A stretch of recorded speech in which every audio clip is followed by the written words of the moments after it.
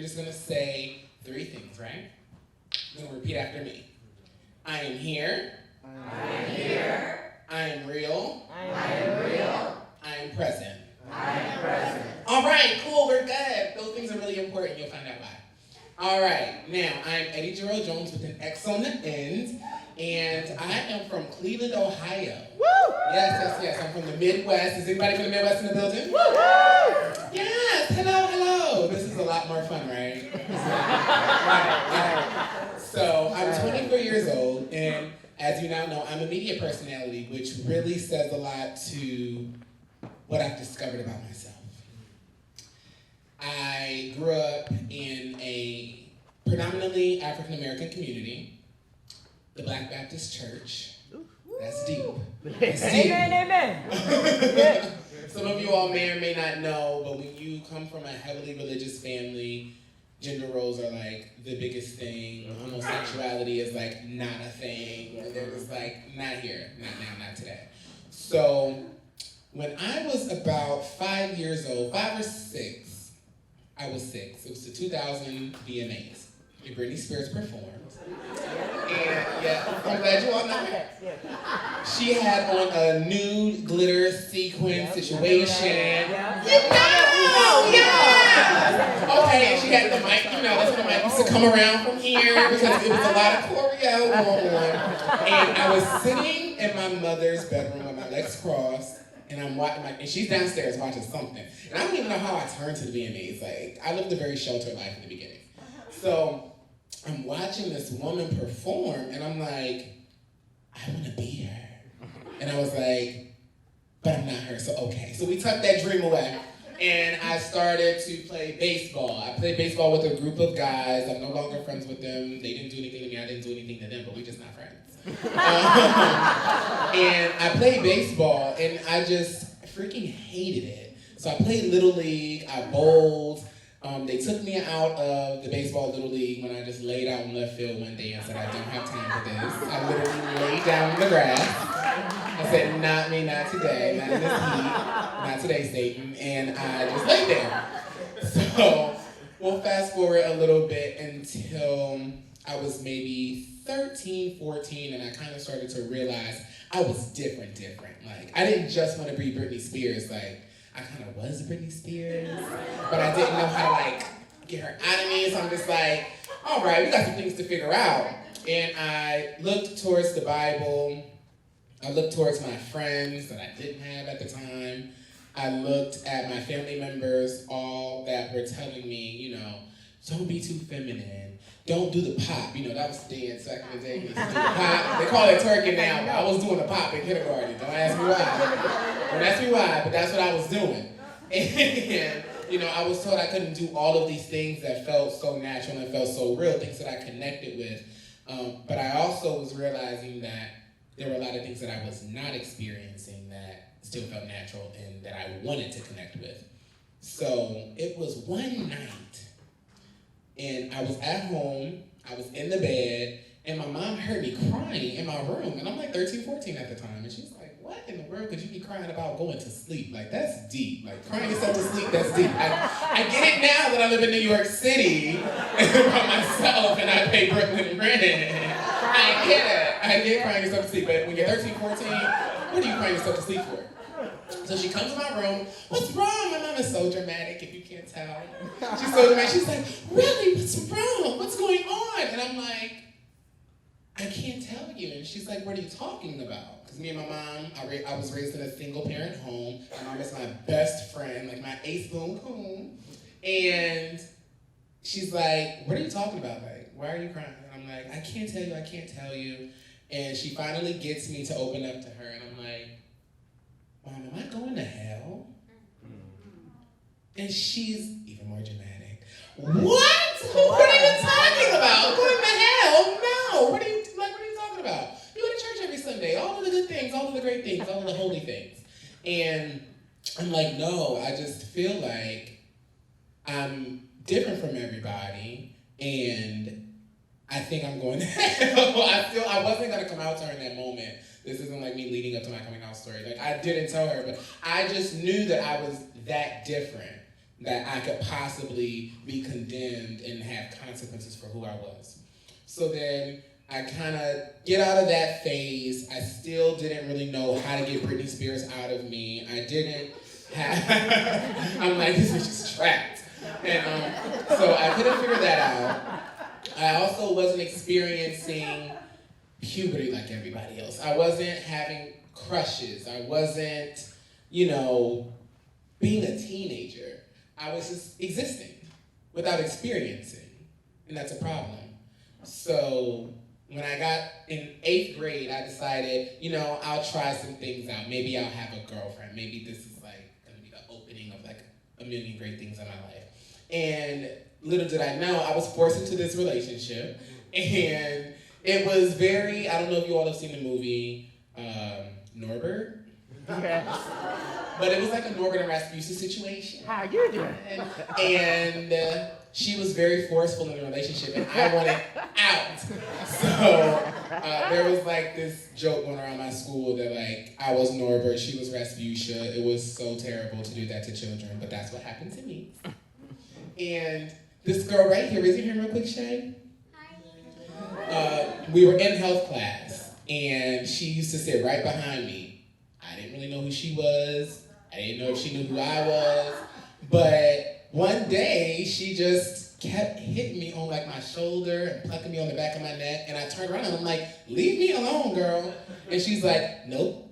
When you make the girl that I was dating, when you make her leave you alone, I'll leave you alone. So I was like, you don't understand what's going on. So I scooped my desk up, and I'm like, girl, you better leave me alone. And since that day, we've been best friends. My best friend. And that's when I started to experience. I saw someone see me, and it kind of scared the shit out of me. But she saw me, and she was like, what you're doing isn't for you. But I just didn't know that yet. Britney Spears was still deep down inside, okay?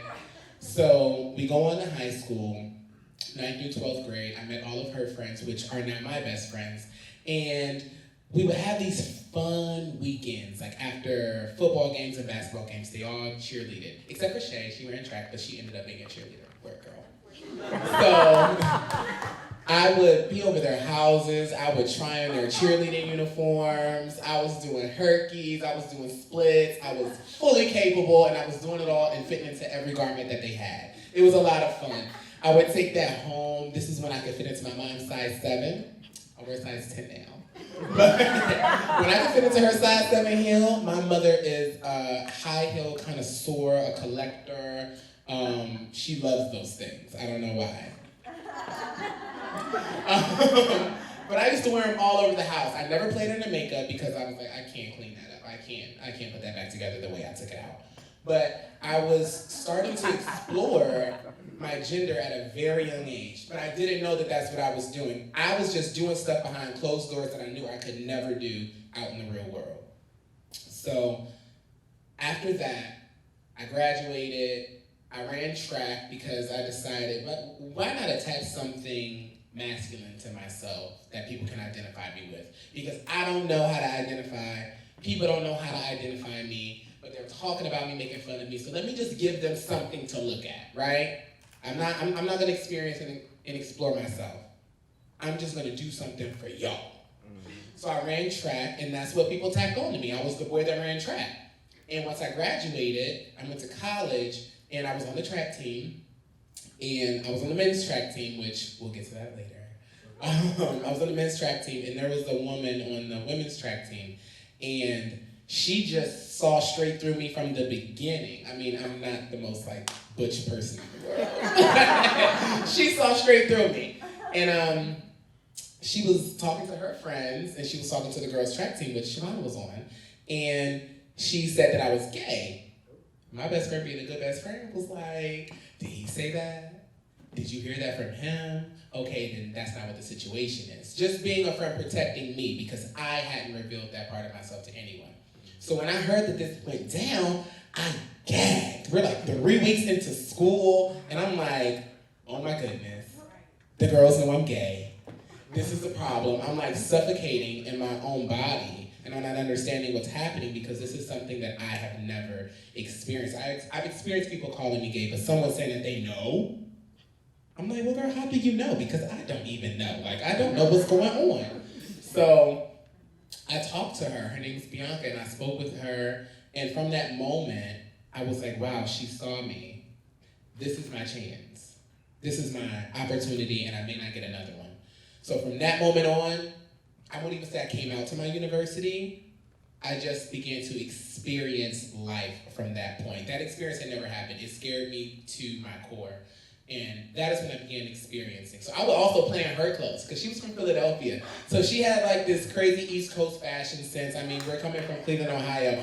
So I'm wearing like 8-inch like stripper heels in her room. I put it on like 2-piece outfit sets. This was like before units came around. And I was like, I had a shortcut. So I was just like putting her hair under my hats and like flipping that. And I developed like this weird, all the time, whether I had hair on or not, bang move. You know, when you have a bang move. So I always had like this weird like bang thing that I did all the time. No reason at all. No hair. And that is when I began to explore myself in my entirety. I had a fashion show at my school. I was a part of a fashion troupe where we competed against other fashion troupes. I went to an HBCU, so we competed against other HBCUs. So when I started that, there was this one battle, and they were like, "We need you to wear makeup." And I had a friend; she did makeup, and she did my face. And once she put the makeup on my face, I had never played in makeup ever. I only played in my mom's heels. And when she put the makeup on my face, I looked in the mirror and I said, "This is the look." I was like, "This feels right. This is fun. This is me. I'm experiencing myself right now for the first time.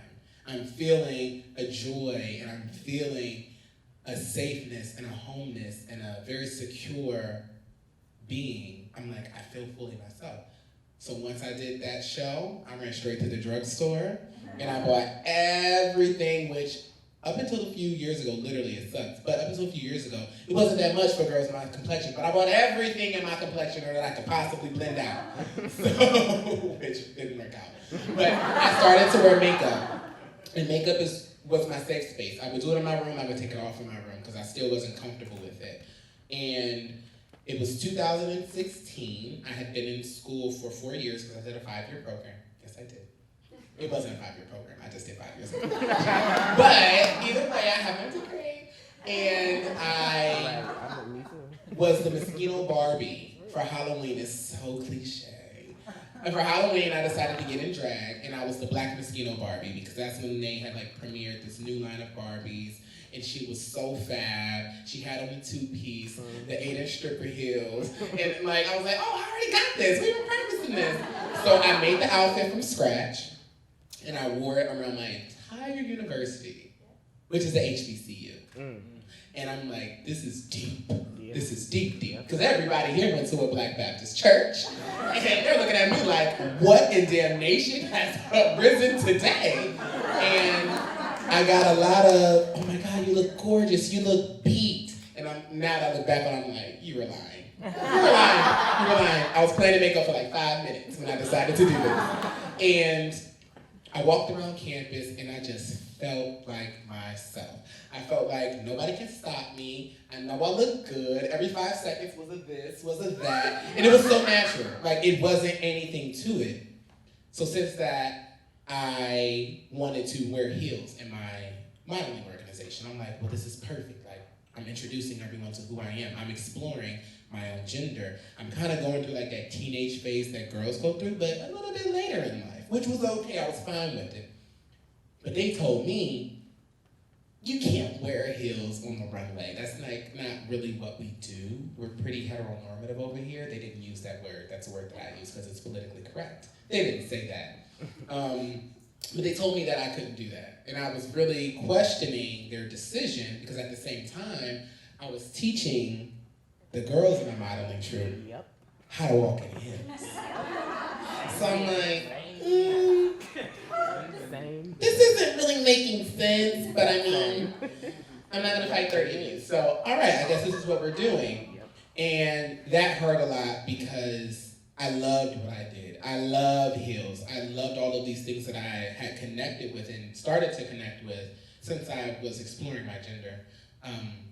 So we'll fast forward. I graduated in 2017, and I lived in Philly, worked in Philly for a little while, and it was at Fox 29 that I decided I was gonna start wearing makeup and I was gonna start building my television reel.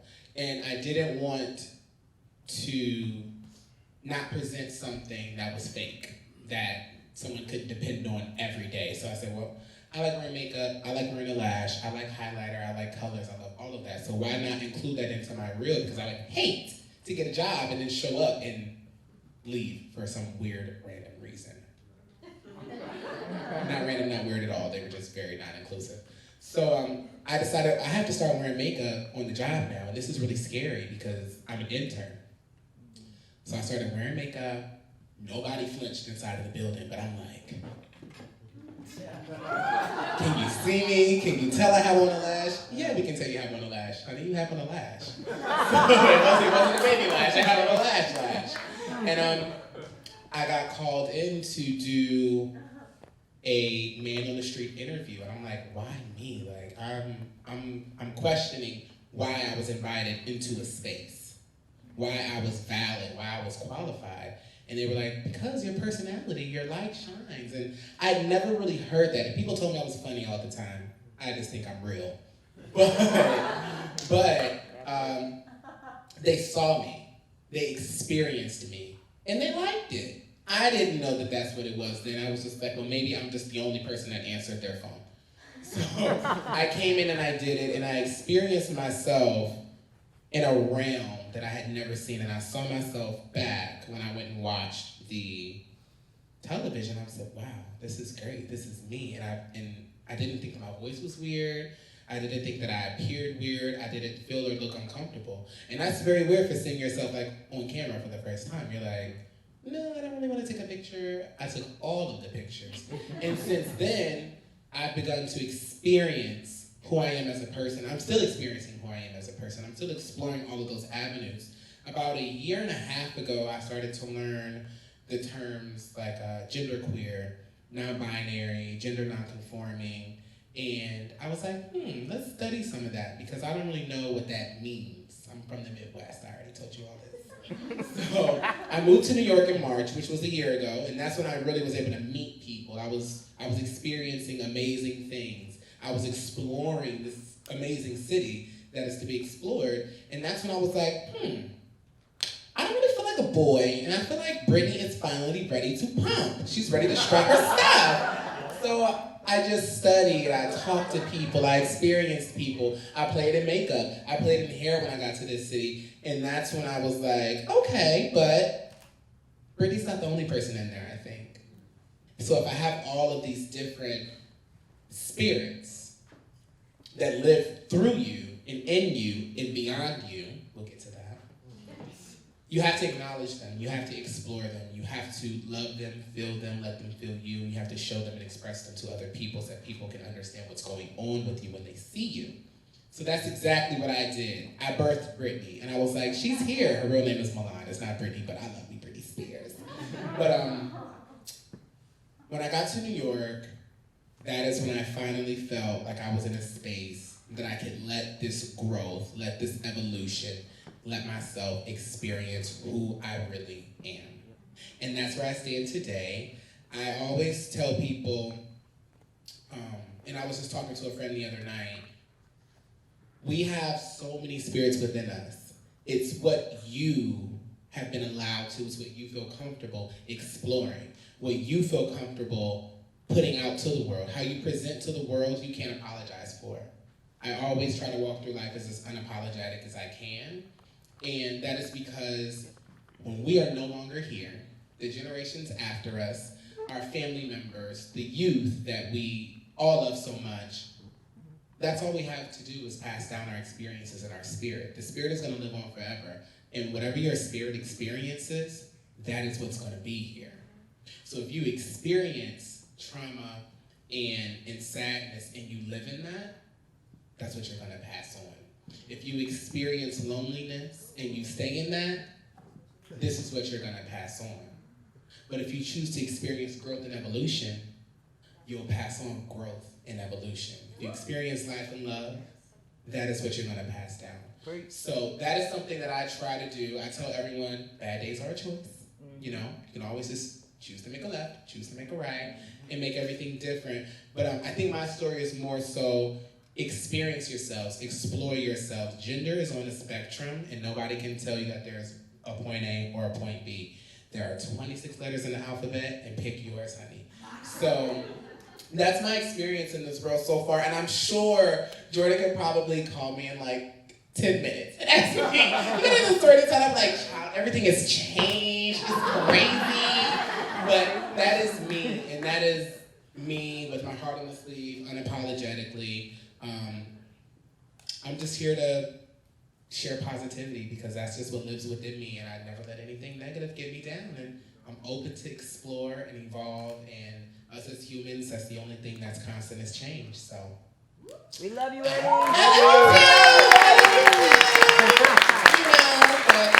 Growth, live experience. I am here, I am real, and I'm present.